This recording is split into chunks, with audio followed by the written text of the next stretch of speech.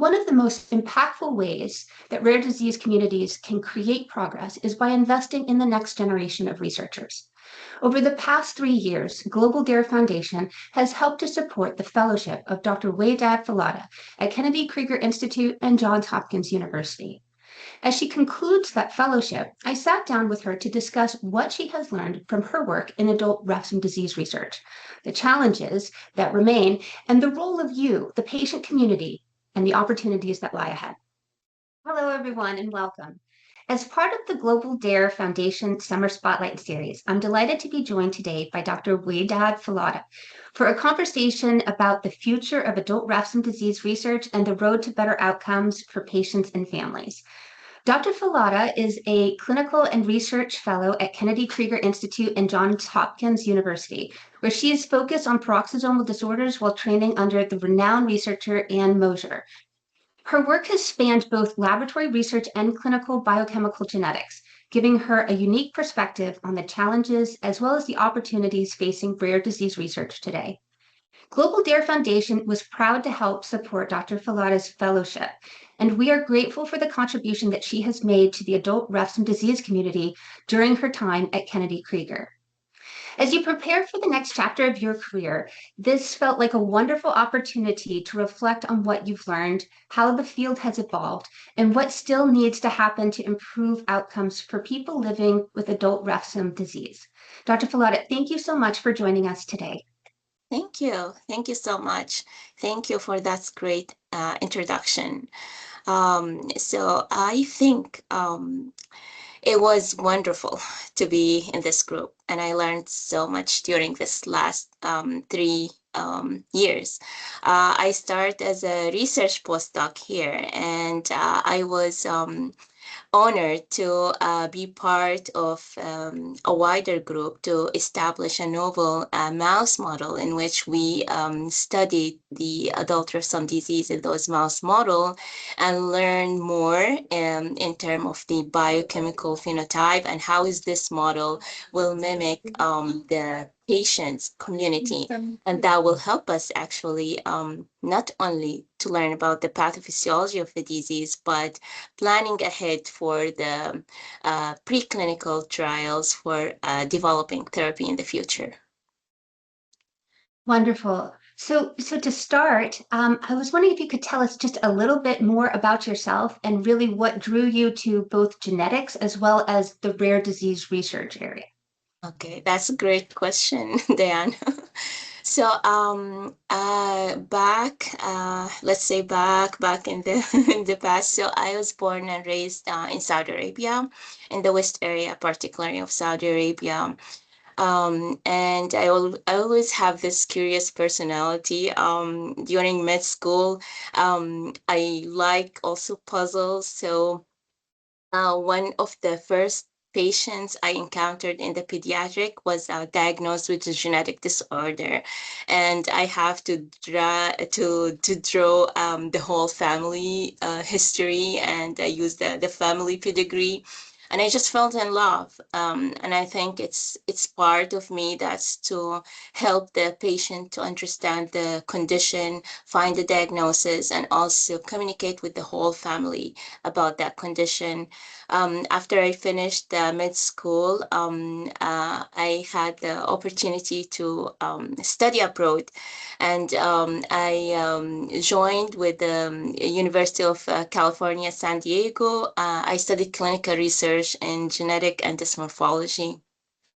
And that's deep in my my passion toward the genetic disorder. And I found that a lot of patients, when they come, it's only the focus in the genetic clinic mostly for the diagnosis and counseling, but I was really hoping to learn more about the research aspect, and that's what was my thought during those master degree. And then I applied for a PhD to learn more about the basic. And because another thing that's in Saudi Arabia at that time, the research infrastructure was still growing. So I didn't have the chance to learn more about the genetic disease. So when I applied to the PhD, I was I was very lucky to be accepted by one of the pioneer in the paroxysmal disorder, Dr. Nancy Braverman at McGill University.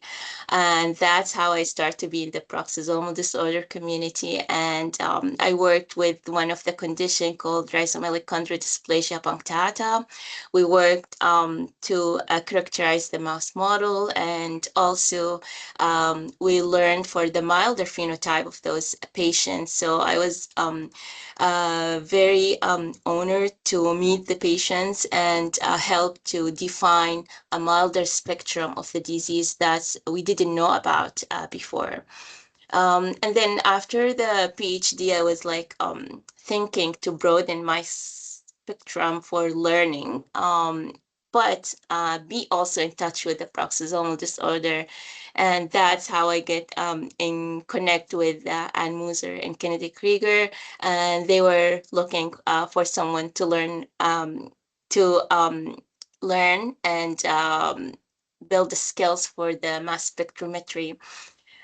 So that's how I get here. And fortunately, I have the chance to learn. One of the first project is to understand the adult refsum disease based on the mouse model. And that's how I get here. No, Yeah. no, that's wonderful. And I think that's something that really makes your perspective especially valuable is that you've spent, the last several years immersed in both the research as well as the clinical side of paroxysmal disorders. Yeah. And you've also had the opportunity to train under Ann Mosher, who obviously has helped shape much of what we know about paroxysmal disorders today. So having worked at Kennedy Krieger, what do you feel are some of the most important lessons that you've learned during your time there? That's a great question. So first of all, so I would first thank the organization. So without the DARE Foundation and the other paroxysmal disorder or foundations, GFPD, ULF, RhizoKids, the DARE. So they all contributed to found this position at the KKI. And without that, I don't have this opportunity. So it's a big thankful for that, and for giving me this great opportunity to learn. So that's the one thing. I think the first lesson is to be grateful for all the experts that helped me to learn and expand my knowledge, especially for the paroxysmal disorder.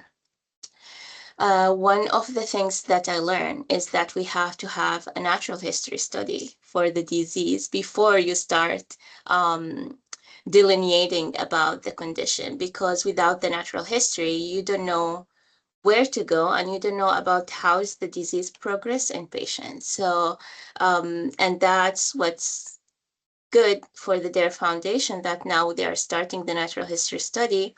When I work with Dr. Braverman in my PhD, they already established the natural history study.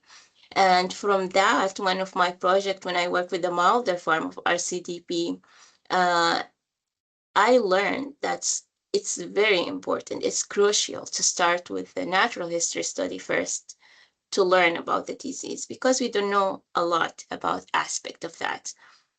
So that's one aspect from the clinical part. Now, in the research part, once you have all these kind of natural history, you need to know what's the useful biomarker that you want to measure. And that's what I learned here in KKI. What's the useful biomarker? Is that biomarker helpful? And is that measurable for the mouse model? And how is that measurements compare to what we have in patients? We focus on phytanic acid, and I'm sure we're all familiar with that, and how we can measure it. And that's what I learned here in Kennedy Krieger, and under the supervision of Dr. Ann Muser.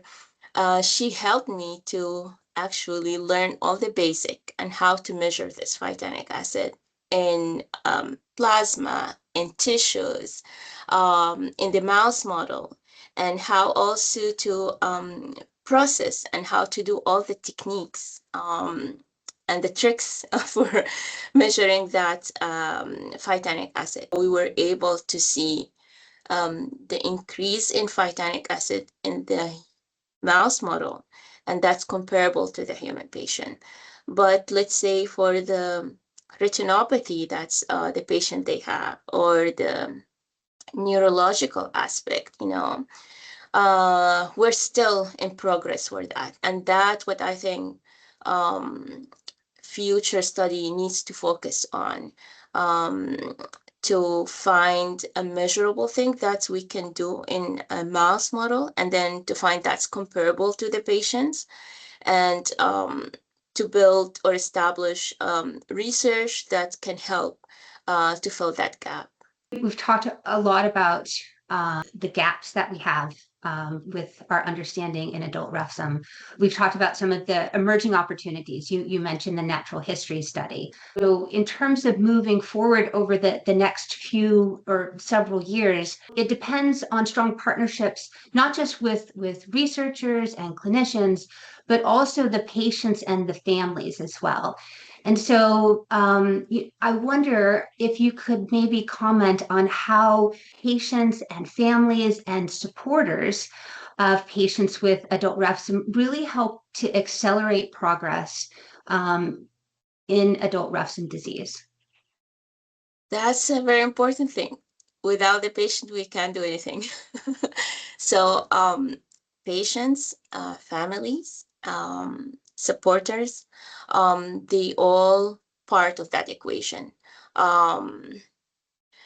We are, as a research community and the scientific community, we can focus on a lot of exciting things. But when it comes to the disease and when it comes to the human patient, that they are daily affected by this condition, it's crucial for them to speak up.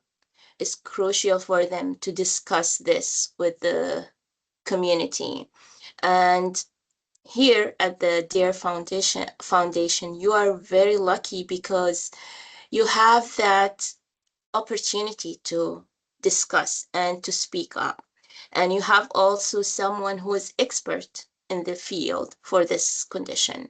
So I think is essential for patients to come and join and discuss their part, because that's how it helps us to direct the research, I would say, forward. If we just focus on one example, that's, let's say, the retinal degeneration that's happening, and the vision loss. So if we were able, the patients, if they can come up and speak, we will get more information on how is this condition affecting the patient. And also this will help to raise the awareness for the physician, the ophthalmologist. They are seeing those conditions, to better early detect this condition before it's happening. And it will help us as a researcher to focus and look for any therapy that could be potentially helpful for the patients, and try to model that in the animal model, and will try to direct us to the better therapy for this condition. So it's very helpful in terms for the patient themselves, for the family, for future diagnosed patient. It will help to raise awareness and early detection also of the condition. And it also helped to support the community and support the foundation, and raise the awareness among the community. That's one of the very important step in order to have more funding, especially for this rare disease. And that also will open the discussion for the pharma company that they are willing to be a partnership with the foundation. Without patient that they are speaking up, we cannot have that structure and that discussion at least started. If you were looking 5 years into the future, what do you think needs to happen now in order to move the field forward? I think you're doing a great job at their foundation. I think you, based on what I see for other rare disease community, uh, the natural history study already started. We have a dietary guideline that's now recently published, which is kind of awesome. And I think in 5 years from now, we will have more understanding about the patient needs. We will have, in terms of the clinical part, we will have more understanding about what's the best biomarker that we can follow up. And we will also have a better idea for what's the therapeutic modality that we want to go ahead for it. So I think you are now in the phase of establishing all these kind of difficult and challenging steps, but the very important step to have a foundations about the adult refsum disease. Very true. You mentioned how important patient participation is in a disease which is as rare as adult refsum disease is. It's that much more important because there are so few perspectives that we can glean. And so I'm very glad that you touched on patient participation and getting their perspective, because it is so incredibly valuable to pursuing further research and understanding what our goals truly are to improve patient outcomes.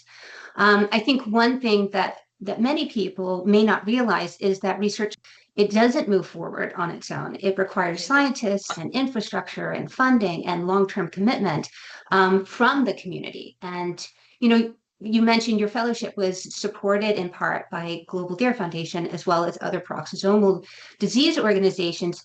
From your perspective, how important is the community investment in research, and what impact can those kinds of efforts have on the field?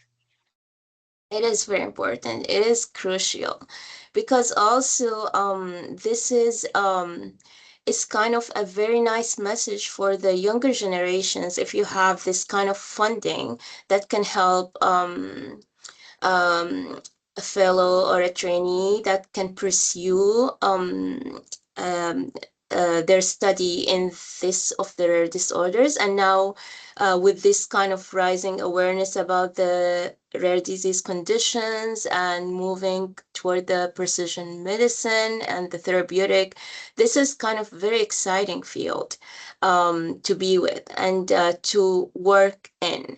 From my personal perspective, I think this is one part that I am hoping to talk with all the younger generation, especially medical professional and trainee, to get engaged with the communities and the foundations and try to learn and expand your knowledge about that.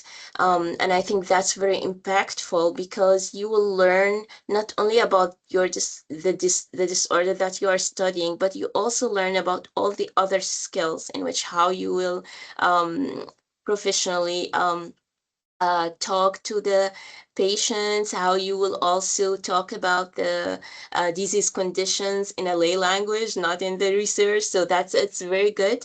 And the rule for the community and the patients and the funding, it will help to move the research forward because you are facilitating that for the younger generations to be in this path.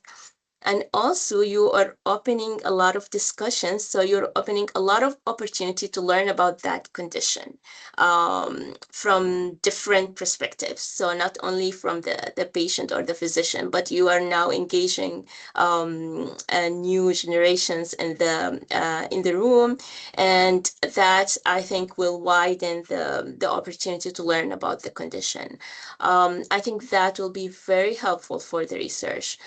In terms of the funding, which is the second part, it's crucial. So as you can see, so in 3 years, I will give an example for my work here in Kennedy Krieger. So it was very important to learn, and it was actually crucial to learn about how the biochemical marker is actually crucial to be measured. And that's a lesson to how is the phytanic acid and how we can manage it.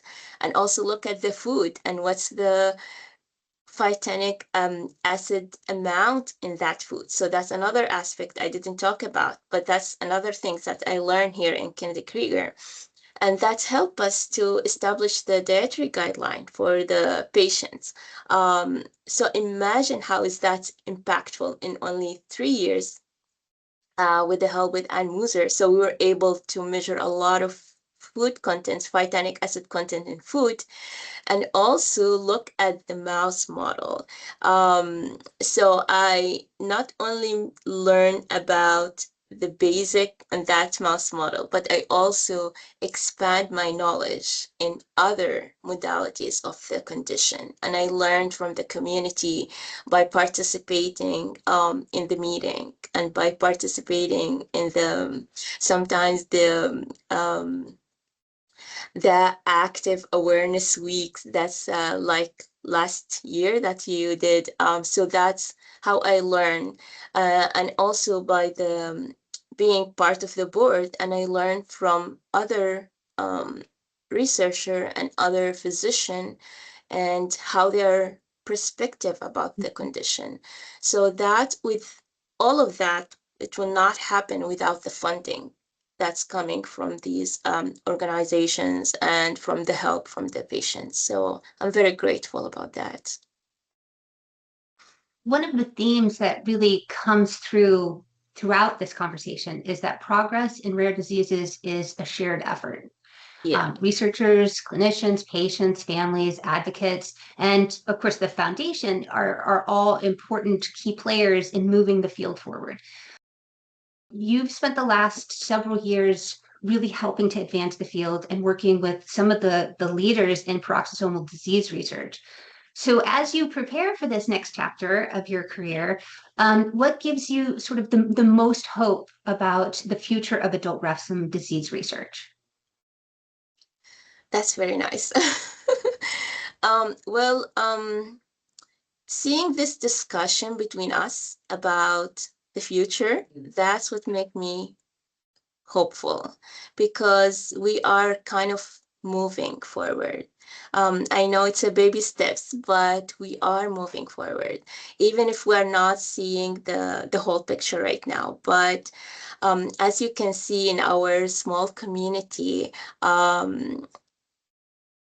when I started 3 years ago, I didn't know a lot about this condition. And now I am very grateful for the knowledge that I accumulate based on just learning about the condition, not only in the lab, but also by discussing it through the meeting, through the uh, community discussion, through meeting with the patient, meeting with the expert, and learning about that in the literature.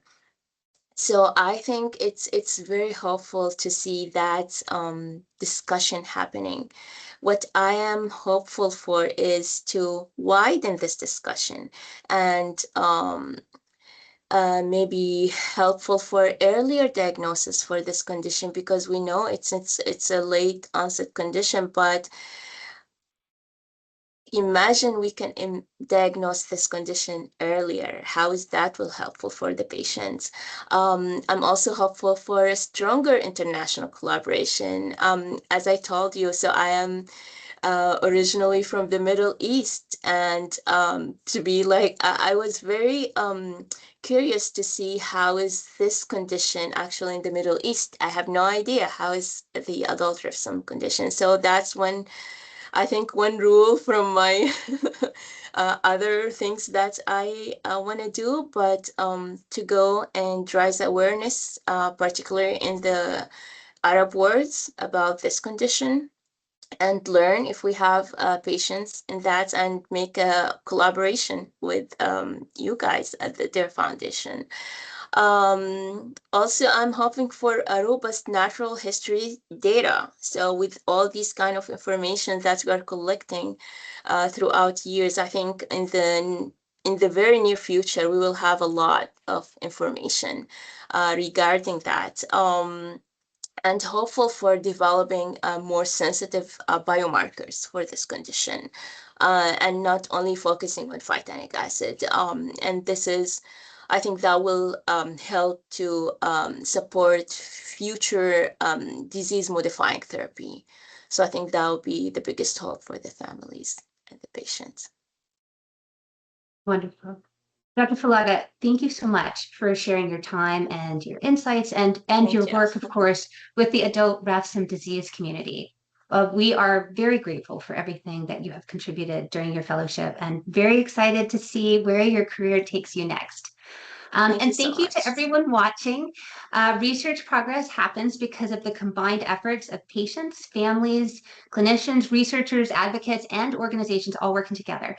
Every study, every registry participant, every research grant, every donation, and every act of advocacy really helps to move the field forward.